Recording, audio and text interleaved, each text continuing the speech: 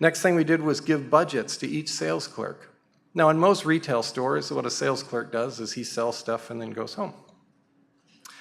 But in this case, they had each got an area of the store. So they, if you had boots or backpacks or sleeping bags or something like that, you got a budget to manage that.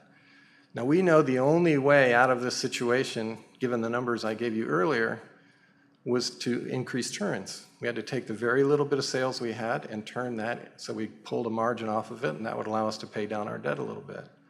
So each person got that because of the finance meetings. They understood it really well. And each of them got to work on improving turns and sales in their area. And the place started to just get an energy it didn't have before. Everybody was involved at a level I've never seen. And sales started to increase. We didn't have that much inventory, so it was slow.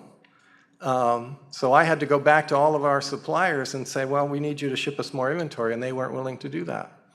So I had to think again out of the box. This total systems view is what we've started to embrace. What's the bigger solution we can come up with here? And we said, well, it's not about profit margins, it's about turns, so let's just worry about turns. So what we did was go back to all of the suppliers and said, if you will, we're going to send you a call in an order. This was before email in the 70s. If we call you in an order each evening, if you'll ship it the next morning using this new service called Federal Express, and we'll pay for it COD, and we'll pay the shipping, and we'll pay you 15% premium over your highest price that you sell that product for. So all the suppliers had no reason not to work with us. We paid shipping, it was COD, we paid extra fees, and they started doing this. And then to make that work even better, one of my shipping clerks, or receiving clerk, who was also he stunk, by the way. This guy stunk so bad that he worked in shipping because he couldn't be on the sales floor. I would send him home to shower, and he'd come back, he'd still stink. But anyway, that's why he was a shipping clerk. But he was a genius little programmer as well, and he was a computer science major at the local university. And he knew of a new retail software company developing point-of-sale registers for small companies. And at that time, all you could buy was a mainframe IBM system.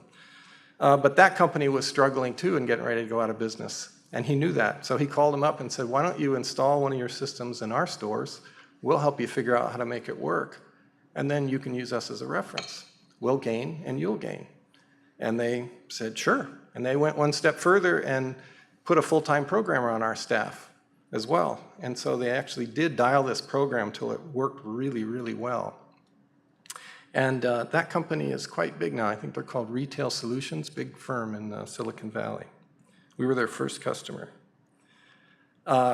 Anyway, things started to really crank. Sales really increased, turns increased like crazy, and the company began to really float again. At the same time, this is all within 1 year, we opened a new bookstore, we opened an adventure school, we started a full-color magazine, all paid for with its own proceeds.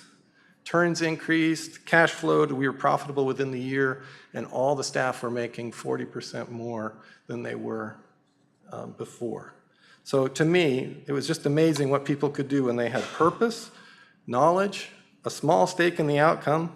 It was just the greatest experience in my life, a management experience.